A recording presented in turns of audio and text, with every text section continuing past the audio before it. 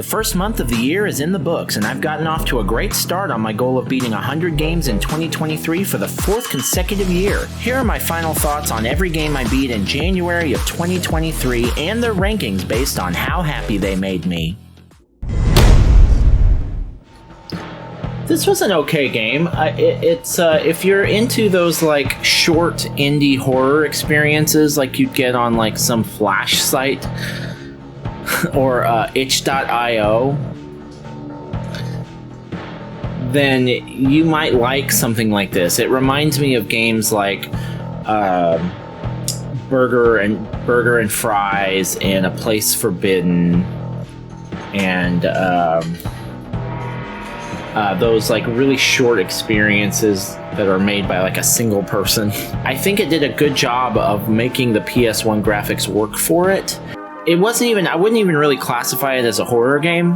I would really more classify it as like a spooky mystery game, but it's mostly just about ambiance and that like weirdness, that kind of like Twin Peaks weirdness, or that like Eraserhead kind of weirdness. You know, it's not really a full-on horror game. But I had a couple of moments that got me. It was alright. It was fine. You know, here's the thing. I can tell that this is one of those games that's like, you gotta play it like 6 times to really understand the full scope of the story. Well, guess what? I don't have time for that, and I'm not going to be doing that. So we're just gonna have to leave this where it is, which means I'm confused and not entertained. I did think that some of the aspects of the technical, like the way the touchpad worked and stuff, was fun and interesting, and it carried me for about 15 minutes before I started to get bored. I was looking at the clock 20 minutes into this game, thinking, okay, I'm not quite a quarter of the way through it yet, because I was already starting to get bored. You know why? Because the characters weren't compelling, the story didn't make any sense, and it was poorly written. It didn't really make a lot of sense. I'm not a fan. Not a fan. I mean, there were some redeeming qualities. I think the actress that played Erica was alright, but everybody else was bad.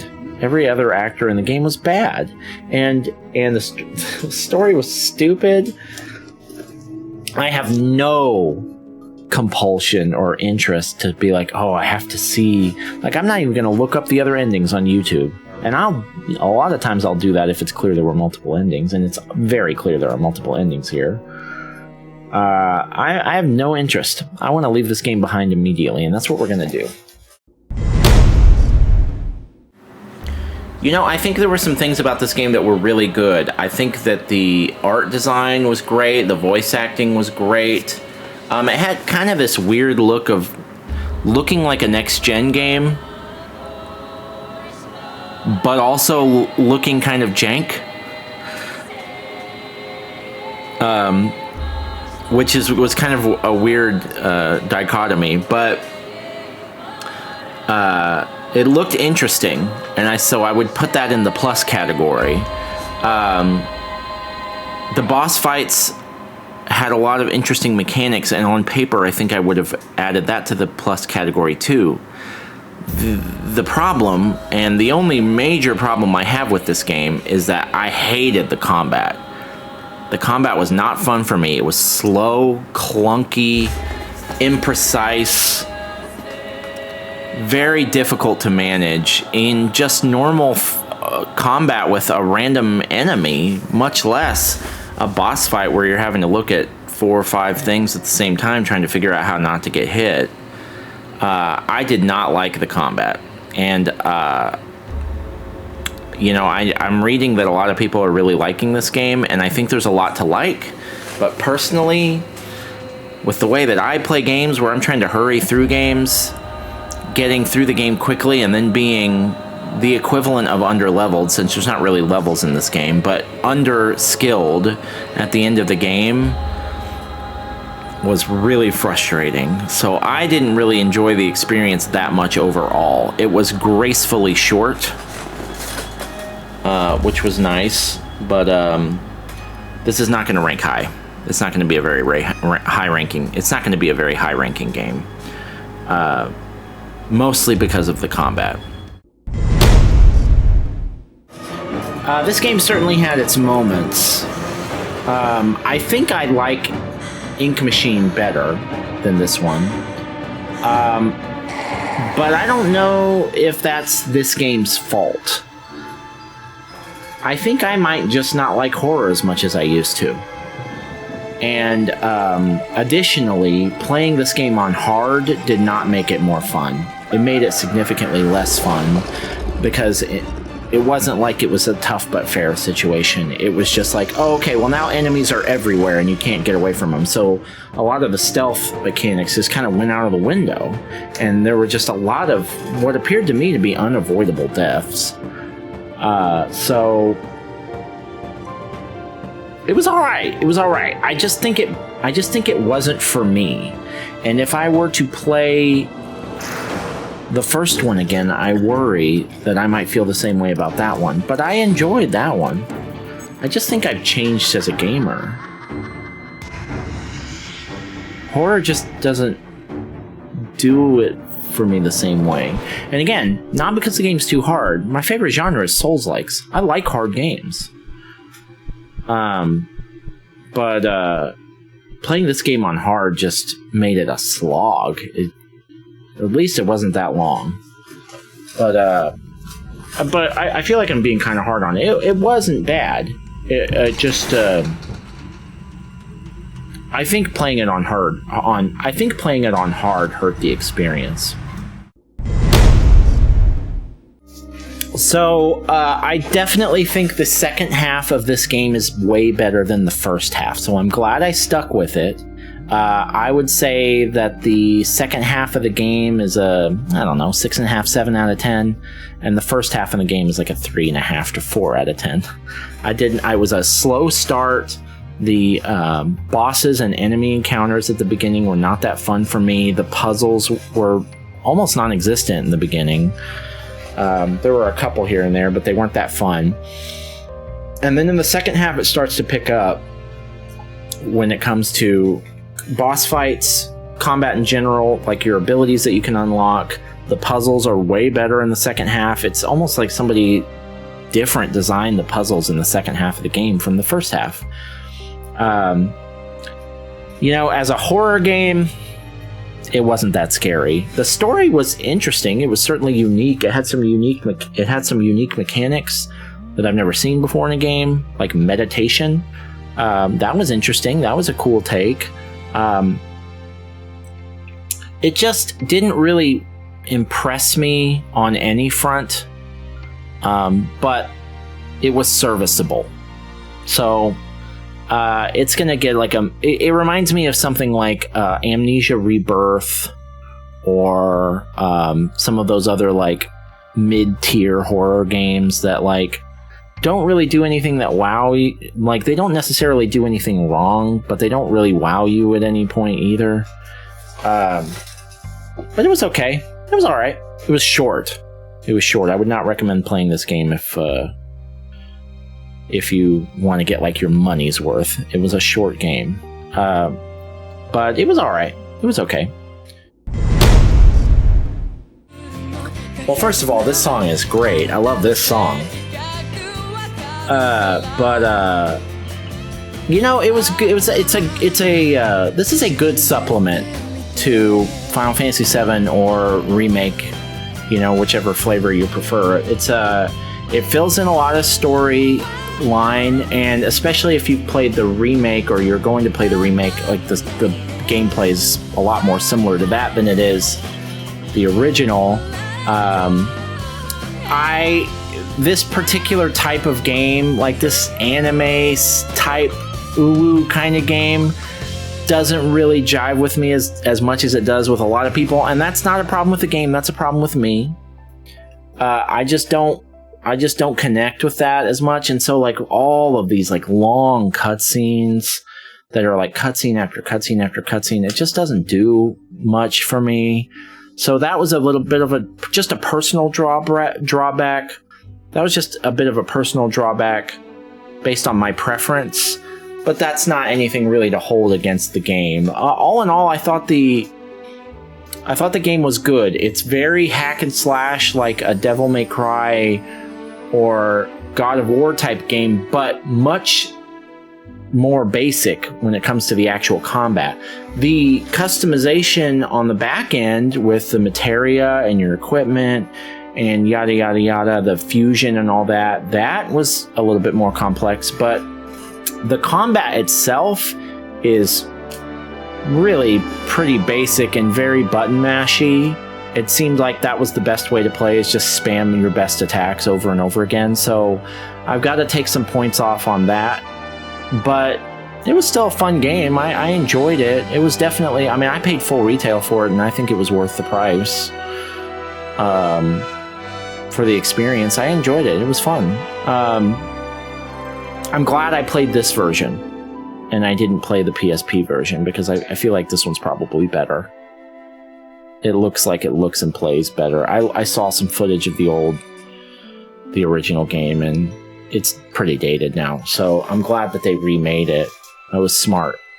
And of course, all the nostalgia with the music and the characters from the original game. I mean, I didn't beat those games until recently, but I've definitely seen and played them as a child, so, you know, that's nice. That's cool.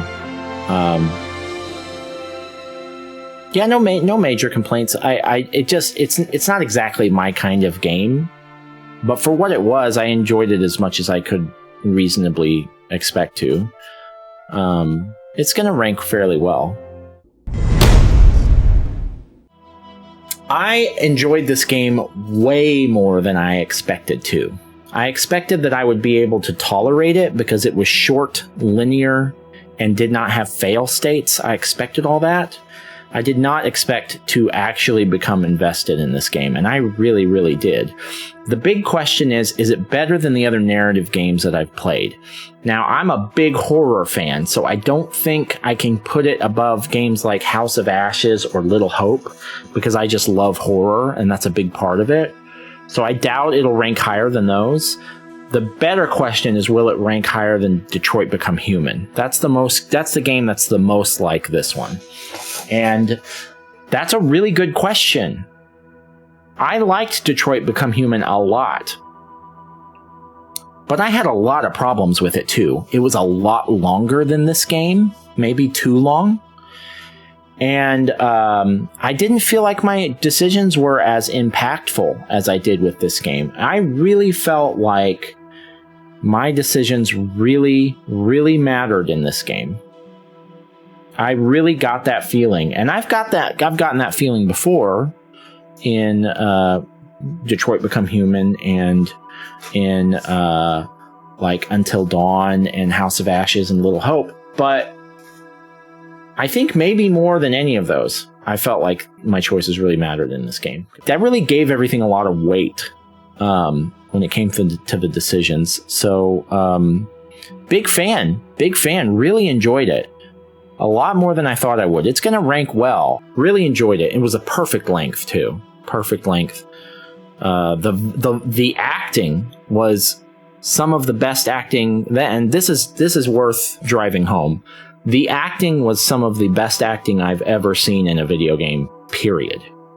I mean, it was AAA movie quality acting. I didn't recognize any of those actors, assuming they used the same faces of the voice actors. But everybody did an amazing job acting-wise. I was really impressed with the acting. The characters were all very interesting, and they were well acted. And maybe that's part of it, you know, because in the horror games, not so much. Ashley Tisdale in House of Ashes, not great. You know, not exactly an Oscar-winning performance. And, you know, there are some, you know, the guy in Will Poulter, I think is his name, in Little Hope, he was really good. And there were several good actors in all of those horror games and in Detroit Become Human. But it wasn't across the board good. In this game, the acting was good across the board. Everybody was good. everybody was really, really well voiced and really well acted. I don't know how. I would like to see like a like making of this game, because like did they act? It seems like they acted it live and then drew over it or something. I don't know. The art style I thought would be annoying, and it was not annoying at all. It actually really lent itself to the tone of the game. Yeah, very impressed. I would definitely classify this as a good game. I would not classify it as a great game. There are some great things about it that are being held back by some very poor things. The combat and gameplay and traversal overall is very fun. Some of the boss fights were really good. That's really important to me. The open world had lots to do in it. There was plenty of interesting things to get involved in and get lost in. I thought the story was cool. But the pacing is super weird. It's very jerky. Lots of starting and stopping and starting and stopping and sitting and waiting for no reason. There's a lot of that in this game. I think the acting was okay on some fronts and not so good on some others. Like, I thought Frey and Cuff were good, but the chemistry between them, and really in general, the chemistry between most of the characters was just so bland. Bland to the point of being cringe at times. Some of the one-liners were just woof, terrible. That was a big problem. Some of the traversal, although fun, had a lot of really weird hiccups. Like, you can jump over a 100-foot cliff, no problem, but if you try and jump over a 2-foot roof, you're going to run into an issue. That was weird.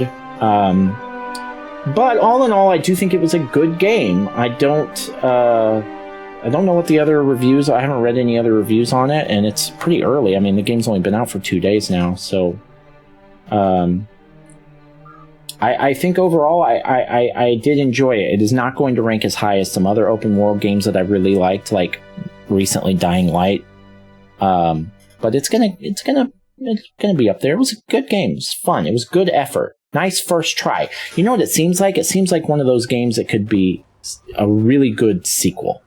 Like, if they could iron out some of the issues in this game, Forspoken 2 might be amazing. You know, as someone that thinks that the boss fights are the best possible part of almost any game, the idea to take that and distill it into just a boss fight game is something that seems so obvious, and yet I have never thought of or played before. And I gotta say, this is a very difficult game, but some of the best boss fights I've ever... These are some of the best boss fights I've ever experienced in any video game. So, to be able to do that in, like... and make a whole game that's just about that is pretty impressive. You gotta really... That takes some balls, right? Like, your boss fights better be good if that's all that's in your game. But they really were, man. There weren't... I don't think every boss fight was great. A couple of them were too easy, but... overall, great game.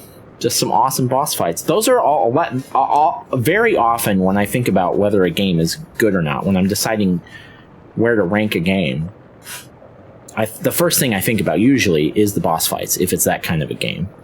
And that's what tells me whether I enjoyed it more or not, because those are the height of the enjoyment of the game. So to have a game that's just boss fights, let's go. That's awesome. That's a great idea. I think it was an excellent game. I particularly enjoyed all the additional loot stuff that they added, like the gear and the upgrade paths, skill tree stuff. I think all that was a vast improvement on the first one. I don't know if I liked the story as much as the first one, but it was close, if not the same, if not equal. I have to think about that. I didn't like some of the controls. I think overall the controls were better in the first game. They did a lot more with the controls in this game. Like, there was a lot more that you could do, but with that came a lot of jank, and that bugged me a lot. The climbing was frustrating sometimes. Sometimes it was really fun, but sometimes it was really frustrating, and I never got that frustrated in the first game. The whole end seemed a little weird and disjointed to me.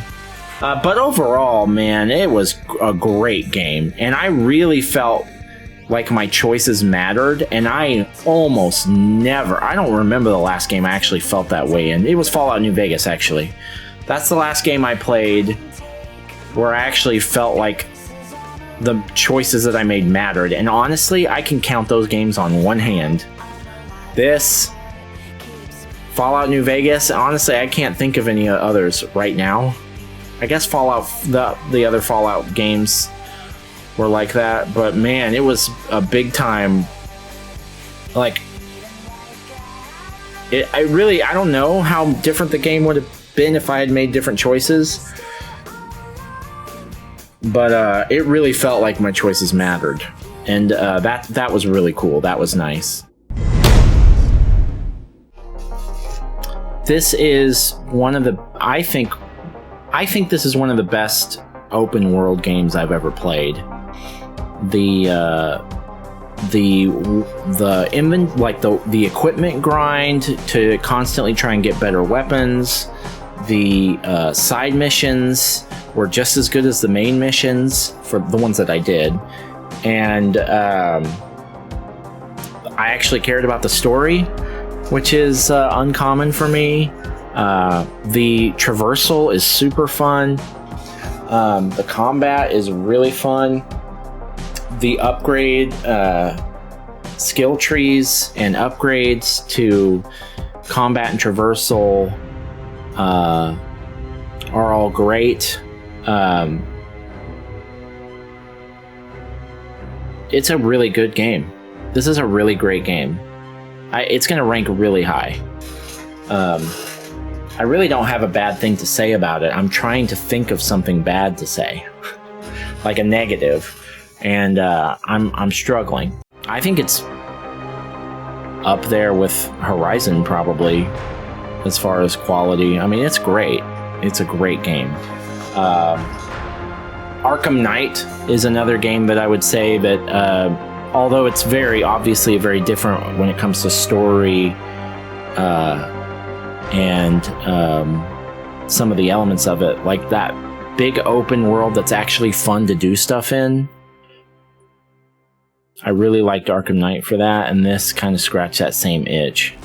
So that's it for January, and it brings us to a total of 11 games beaten so far in 2023. Have you already beaten any of these games? Did you feel differently about them than I did? Let me know about it down in the comments, and be sure to subscribe for more gaming videos. Thanks for watching!